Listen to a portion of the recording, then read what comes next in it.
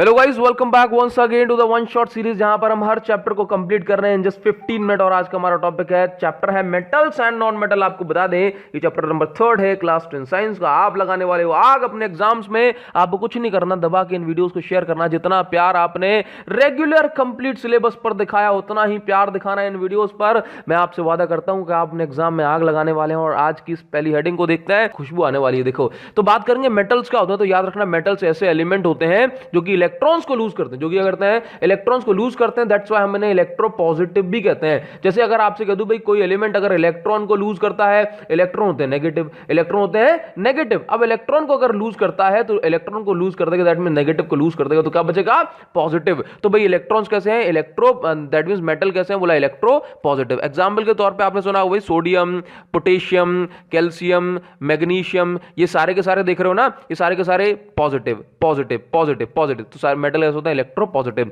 अब बात करेंगे मेटल्स की कुछ प्रॉपर्टीज होती हैं भाई, मेटल्स की कुछ प्रॉपर्टीज। तो पहली प्रॉपर्टी है कि भाई मेटेलिक लस्टर। मेटेलिक लस्टर का मतलब है मेटल्स मोस्टली कैसे होते हैं, प्योर स्टेट में ये इनकी सरफेस शाइनी होती है। जैसे कि मान लो आप गोल्ड को देख लो, सिल्वर को देख लो, प्लेटिनम को देख लो, तो इस प्रॉपर्टी को बोलते हैं metallic lustre. That means property of shiny surface. Okay, now बात करेंगे मेटल्स कैसे होते हैं। बोला मेटल्स होते हैं डक्टाइल। डक्टाइल का मतलब है लचीलापन।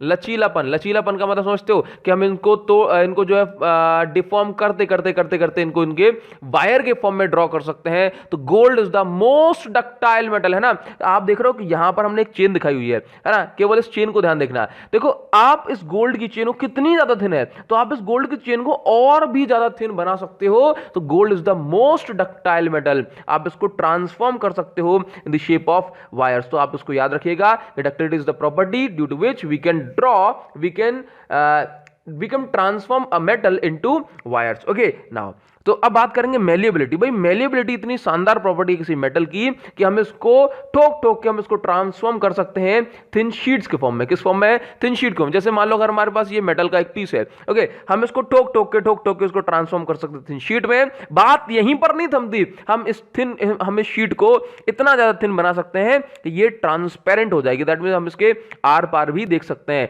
और ये जो शानदार प्रॉपर्टी है बोला मेटल्स के पास होती है। लेकिन gold is the most malleable metal. हम इसको पीट पीट के बोला इतना थिन बना सकते हैं कि इसके आर पार भी हम देख सकते हैं। एग्जांपल के तौर पर रदरफोर्ड गोल्ड फॉयल एक्सपेरिमेंट था, इसमें मेटल की, इसमें गोल्ड की थिन शीट को इतना थिन बना दिया कि ये एक तरह से इनविजिबल हो गई थी। और यहां से हमने एटम की डिस्कवरी आसानी से कर पाई। आगे बात करेंगे हाई डेंसिटी।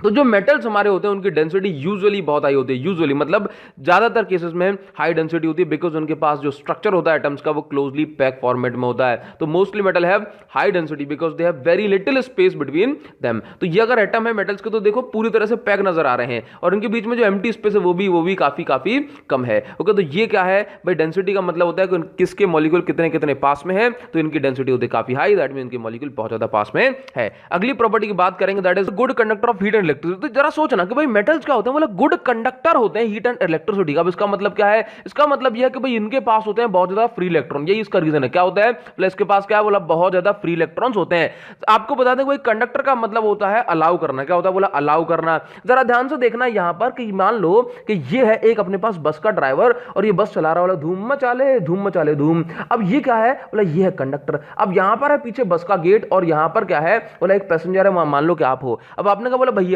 दिल्ली चलोगे, बोला नहीं लंदन जाऊंगा। इसका मतलब क्या है, वो आपको नहीं जाने देगा, आपको अलाउ नहीं करेगा। तो ये कैसा कंडक्टर है, बोले पुअर कंडक्टर। अगर बोला भैया चलेंगे, क्यों नहीं चलेंगे, तो उसका मतलब जाने देगा, और अगर जाने देगा तो ये है गुड कंडक्टर। आप यहां पर देखो कि ये जो इलेक्ट्रॉन्स हैं ये रैंडम मोशन कर रहे हैं, अपने एटम को छोड़ के दूसरे एटम में जा रहे हैं, अपने एटम को छोड़ के दूसरे एटम में जा रहे हैं। तो ये इलेक्ट्रॉन्स फ्री हैं। जैसे कि अगर आप यहां पर देखोगे कि ये एटम है, अब इस एटम का इलेक्ट्रॉन ज्यादा एनर्जी, देखो मान लो आपने क्या किया, बोला आपने यहां से हीट दिया, हीट का एनर्जी। अब यहां पर इलेक्ट्रॉन्स को एनर्जी मिलेगी, तो ये क्या करेंगे, रैंडम मोशन करेंगे, बोला अपने इलेक्ट्रॉन अपने एटम को छोड़ के जाना पसंद करेंगे। तो यहां पर मेटल्स के पास होते हैं फ्री इलेक्ट्रॉन। दैट मींस इसके जो इलेक्ट्रॉन्स होते हैं अपने मेटल को छोड़ करके, अपने एटम को छोड़ करके आगे बढ़ते रहते हैं, आगे बढ़ सकते हैं। तो इसको अपन बोलते हैं फ्री इलेक्ट्रॉन। फ्री इलेक्ट्रॉन क्या, जो अपने एटम को छोड़ के आगे बढ़ जाए, दूसरे एटम पर तीसरे एटम पर चला जाए, वो हम उसको बोल सकते हैं फ्री इलेक्ट्रॉन। अब सोचो कि इनके पास क्या बोला, फ्री इलेक्ट्रॉन। इनके पास फ्री इलेक्ट्रॉन है, इसलिए क्या होता है कि यहां पर जो हीट एनर्जी मिली उसको आगे तक ये जाते जाते सप्लाई कर देते हैं। हैं। यहां पर जो आपने इलेक्ट्रिक एनर्जी दी उसको आगे तक सप्लाई कर सकते हैं। तो इस तरह से क्या होता है, इनके पास फ्री इलेक्ट्रॉन होने के कारण से ये good conductor of heat and electricity होते हैं, हीट एंड इलेक्ट्रिसिटी के गुड कंडक्टर होते हैं। जबकि नॉन मेटल के पास फ्री इलेक्ट्रॉन होते ही नहीं है। अब अगर होते नहीं है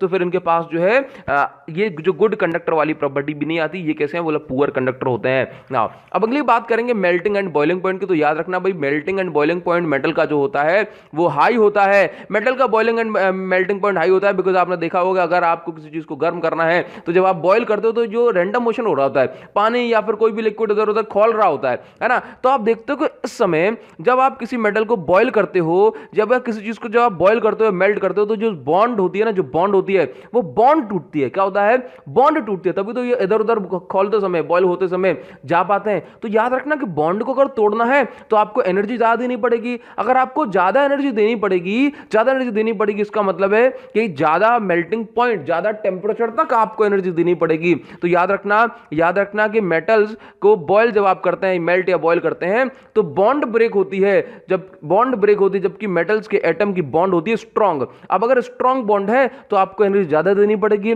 अगर स्ट्रांग बॉन्ड है तो आपको एनर्जी ज्यादा देनी पड़ेगी। That's why melting and boiling point होता है हाई। तो अगर आपसे पूछा है बोला मेटल्स का melting and boiling point high क्यों होता है, तो याद रखना उनकी बॉन्ड काफी स्ट्रांग होती है और स्ट्रांग बॉन्ड को तोड़ने में ज्यादा एनर्जी देनी पड़ती है, तब तक टेंपरेचर जो है हाई हो जाता है। ओके, नाउ यहां पर कुछ एक्सेप्शन है। एक्सेप्शन ये है कि गैलियम देखो, मोस्टली मेटल जो होते हैं, जनरली मेटल जो होते हैं उनका temperature melting and boiling point high होता है, जबकि गैलियम का मेल्टिंग पॉइंट इतना कम होता है कि ये रूम टेम्परेचर पर भी मेल्ट हो जाता है। जबकि मर्क्यूरी ये रूम टेम्परेचर पर आता है जब मेल्ट होता है, जबकि मर्क्यूरी रूम टेम्परेचर पर या उससे पहले भी क्या होती है भाई, लिक्विड फॉर्म में होती है। तो याद रखना कि ऑल मेटल्स एक्सेप्ट मर्क्यूरी को छोड़ करके सभी मेटल रूम टेम्परेचर पर सॉलिड होते हैं।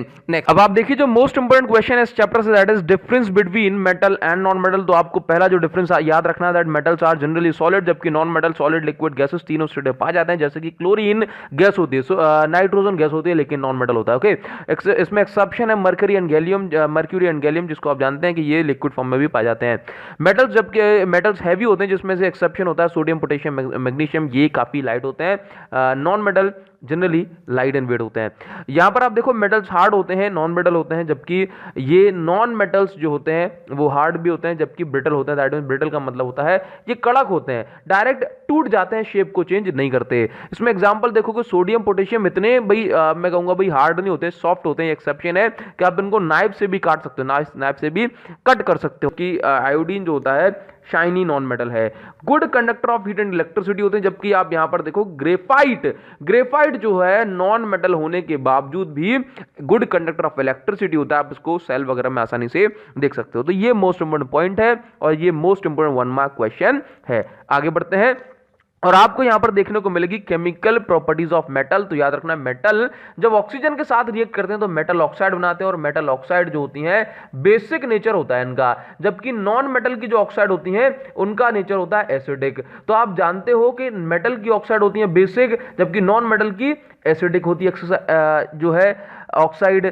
तो यहां पर एक नया टर्म होता है, that is called amphoteric oxide. Amphoteric oxide हम उन मेटल ऑक्साइड को कहते हैं जो कि दोनों property, both acidic and basic property दिखाती है, बेसिक बिहेवियर शो करता है। तो हमने कहा भाई एल्यूमिनियम ऑक्साइड, जिंक ऑक्साइड दोनों प्रॉपर्टी शो करती है, तो उसको कहा कि ये कैसी ऑक्साइड है, एम्फोटेरिक ऑक्साइड। तो आपको याद रखना है यहां पर अगली जो प्रॉपर्टी है, reaction of metal with acid. तो मेटल जब एसिड के साथ रिएक्ट करते हैं तो सॉल्ट प्लस हाइड्रोजन गैस बनाते हैं। Zinc plus HCl gives ZnCl two salt plus hydrogen gas. Sodium and water, तो जब वाटर के साथ रिएक्ट करता है, most important question, most important question, जब मेटल जो है वाटर के साथ रिएक्ट करते हैं तो ये जो रिएक्शन है, ये आप देखोगे यहां पर ये बेस मिल रहा है हाइड्रोजन गैस और ये हीट मिल रही है। ये क्या मिल रही है भाई, हीट। और ये हीट क्या है भाई, एक्सोथर्मिक रिएक्शन से इसका नाम पड़ जाता है। अब सोचो कि ये रिएक्शन इतनी ज्यादा हाईली एक्सोथर्मिक होती है कि इसमें भाई आग लग जाती है, और इस तरह से हम सोडियम और पोटेशियम को केरोसिन ऑयल में रखना प्रेफर करते हैं instead of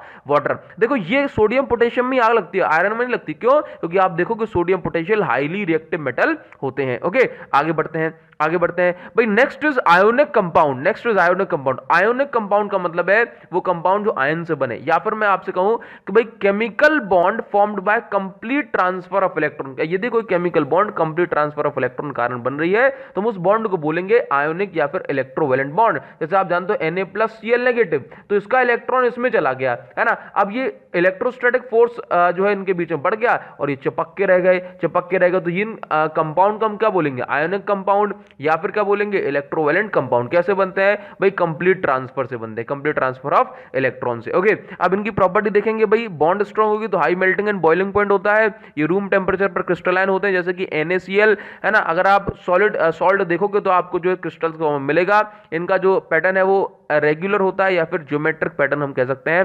hard and brittle होते हैं, इलेक्ट्रिसिटी को कंडक्ट करते हैं एज ए इलेक्ट्रोलाइट, जैसे कि NaCl। नमक के पानी से इलेक्ट्रिसिटी बनाई जा सकती है बिकॉज उसके पास क्या होते हैं, फ्री आयंस। ओके, आगे बढ़ते हैं। नेक्स्ट, एक्सट्रैक्शन ऑफ मेटल की बात करेंगे, दैट मींस मेटल्स को किस तरह से एक्सट्रैक्ट किया जाता है नेचर से। तो याद रखना, रिफाइनिंग प्रोसेस को कहा जाता है एक्सट्रैक्शन ऑफ मेटल। जिस तरह से आप ओर का मतलब होता है, ओर का मतलब होता है वो कंपाउंड जिनसे हम मिनरल, जिनसे हम मेटल को निकाल सकते हैं, जिनसे हम मेटल को निकाल सकते हैं। ओर कहां पाया जाता है, बोला धरती में। चलिए आगे बात करते हैं। तो ये रिएक्टिविटी सीरीज है भाई, पोटेशियम, सोडियम है ना, ये कैल्शियम, इतने इतने ज्यादा जो है रिएक्टिव होते हैं, इतने रिएक्टिव होते हैं कि जब वाटर इनसे रिएक्ट करता है तो ये काफी ज्यादा अमाउंट में हीट देते हैं। ओके, ये देखो, अब यहां से जब आप नीचे से ऊपर की साइड जाओगे तो ये रिएक्टिविटी बढ़ती चली जा रही है।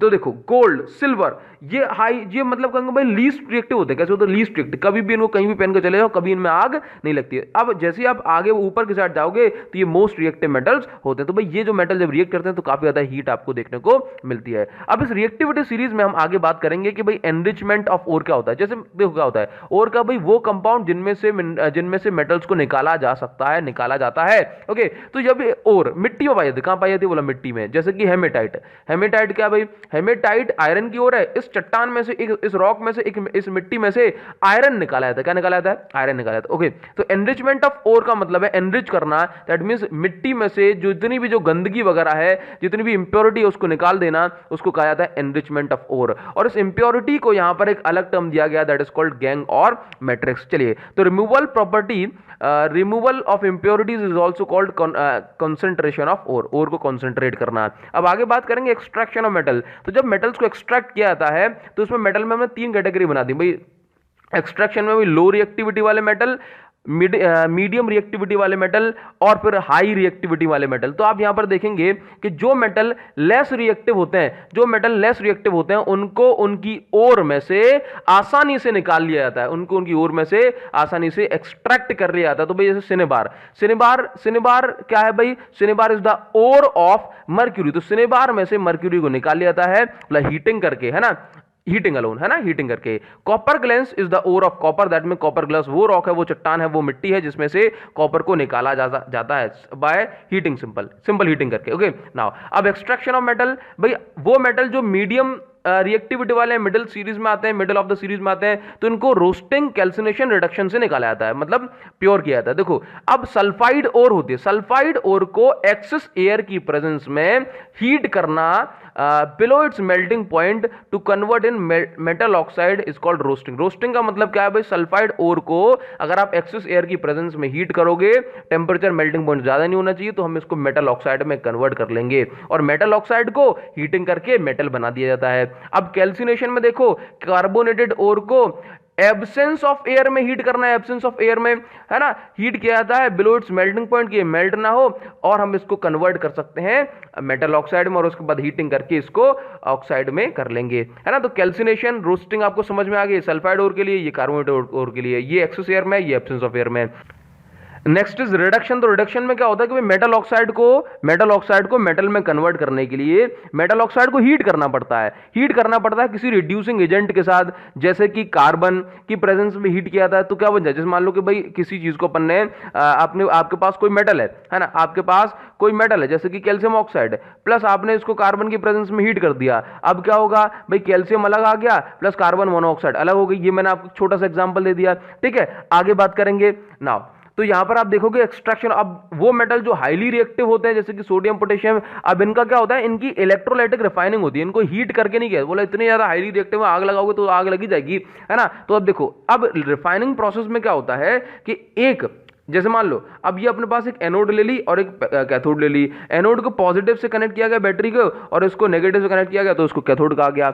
अब यहां पर क्या होता है, यहां पर इंप्योर मेटल होता है, कैसा होता है, इंप्योर मेटल, कैसा होता है, इंप्योर मेटल। अब इसकी जो इंप्योरिटीज होंगी, आपने इलेक्ट्रिसिटी कंडक्ट कराई, इसकी जो इंप्योरिटीज होंगी वो एनोड मड मिट्टी के फॉर्म में नीचे आ जाएंगी, और यहां पर क्या होता है, कैथोड, ये कैथोड नेगेटिवली चार्ज है। अब यहां से आयंस निकलेंगे, कॉपर के आयंस निकलेंगे और उस इलेक्ट्रोलाइट के होते हुए बोला यहां पर चले जाएंगे। तो इलेक्ट्रोलाइटिक रिफाइनिंग में जो इंप्योर मेटल होता है उसको एनोड बनाया जाता है और नीचे एनोड मड इकट्ठी हो जाती है। अब यहां से क्या होता है कि जो Cu2+ आयंस यहां से इकट्ठे होकर के इस पर डिपॉजिट हो जाएंगे और हमें क्या मिल जाएगा, यहां पर प्योर मेटल मिल जाएगा। तो इस तरह से इलेक्ट्रोलाइटिक रिफाइनिंग होती है और यहां पर जो सॉल्यूशन है दैट इज कॉपर सल्फेट का सॉल्यूशन हमने ले लिया। Okay, salt solution. Okay, now अब बात करेंगे अलॉयज। तो होता क्या है भाई, मेटल्स में अलॉइंग एक मोस्ट इंपोर्टेंट फेनोमेना है। क्या होता है कि जनरली गोल्ड या फिर बहुत सारे जो मेटल्स होते हैं वो सॉफ्ट होते हैं। कैसे होते हैं, सॉफ्ट। अब इसको करना पड़ता है, अब अगर ये सॉफ्ट है तो हम इसको जो है अपने प्रैक्टिकल पर्पज के लिए यूज नहीं कर सकते। अगर यूज नहीं कर सकते तो फिर काम क्या आएंगे, तो हमें क्या करना पड़ता है, इनको कॉम्बिनेशन बनाना पड़ता है, इसमें कुछ मिक्सिंग करनी पड़ती है, मेटल या नॉन मेटल मिला करके, मेटल या नॉन मेटल मिला करके इनको अलॉय बनाया जाता है। अलॉय क्या करता है, कंपोजिशन की क्वालिटी को भाई इंप्रूव करता है। जैसे लेड और टिन को मिला दिया तो ये क्या बन गया भाई, सोल्डर बन गया। आयरन और कार्बन को मिला दिया तो स्टील बन गया। ओके, तो ये जो है अपनी अलॉइंग कहलाती है। अब याद रखना भाई, कोरोजन क्या होता है, तो कोरोजन यदि किसी सरफेस पर, यदि किसी मेटल की सरफेस पर ऑक्साइड की एक लेयर बन जाए तो ये लेयर, मतलब एयर वाटर मॉइस्चर की प्रेजेंस में, तो ये लेयर क्या करती है, ये लेयर क्या करती है भाई, उस मेटल को डिकम्पोज धीरे धीरे डिके करना स्टार्ट कर देगी और वो मेटल खराब हो जाएगा। अब देखिए, कोरोजन से यदि हमें किसी मेटल को बचाना है तो याद रखना कि उस मेटल की सरफेस को एयर और मॉइस्चर के डायरेक्ट कॉन्टेक्ट में ना आने पाए, है ना, अदरवाइज जो है फिर कोरोजन हो जाएगा, ऑक्साइड की लेयर बन जाएगी। तो यहाँ इससे बचने के लिए हम ऑयलिंग ग्रीसिंग तो करते ही हैं ताकि सरफेस जो है डायरेक्ट कॉन्टेक्ट में ना आ पाए। लेकिन गैल्वेनाइजेशन एक मोस्ट इंपोर्टेंट जो है प्रोसेस है। इसमें क्या होता है कि किसी, जैसे मान लो ओरिजिनल मेटल अगर ये है, अब हम चाहते हैं कि इस मेटल की सरफेस पर जंग ना लगे, तो इस पर क्या करते हैं, एक मॉल्टन जिंक की लेयर चढ़ा देते हैं। क्या करते हैं, जिंक को मेल्ट करके इसके ऊपर लगा देते हैं और अब ये जो नॉर्मल सरफेस है ये डायरेक्ट कांटेक्ट में आने से बच जाएगी और हम रस्टिंग को प्रिवेंट कर सकते हैं। तो भाई गैल्वेनाइजेशन के अदर नेम क्या है, बोला जा कबूतर जा, भाई ये पढ़ा लिखा कबूतर है। अभी अगर बोला गैल्वेनाइजेशन को आप जिंक कोटिंग भी कहते हो, जिंक प्लेटिंग भी कहते हो, इलेक्ट्रोप्लेटिंग भी कहते हो और उसके साथ साथ जो है आप कवरिंग भी कहते हो। तो ये सारी बातें हैं इस चैप्टर के लिए जो कि मोस्ट इंपोर्टेंट है। और इसी के साथ साथ मैं आपसे कहना चाहूंगा भाई थैंक यू सो मच, और आप जो है बहुत शानदार अपने एग्जाम में परफॉर्म करें। इसके साथ साथ आपको वीडियो पसंद आई हो, आप चाहते हो कि इस चैनल पर बहुत सारा कंटेंट आपको इस तरह से मिलता रहे, आपके प्यार के लिए बहुत बहुत धन्यवाद। इस वीडियो को आप शेयर कर सकते हो और बहुत सारे स्टूडेंट तक इस वीडियो को पहुंचा सकते हो, जिससे मैं डायरेक्टली कहूंगा कि भाई इस चैनल की ग्रोथ होगी और आपको बहुत शानदार कंटेंट मिलेगा। Thank you so much guys, thanks a lot, see you in the next video, thanks for your all love, thank you guys.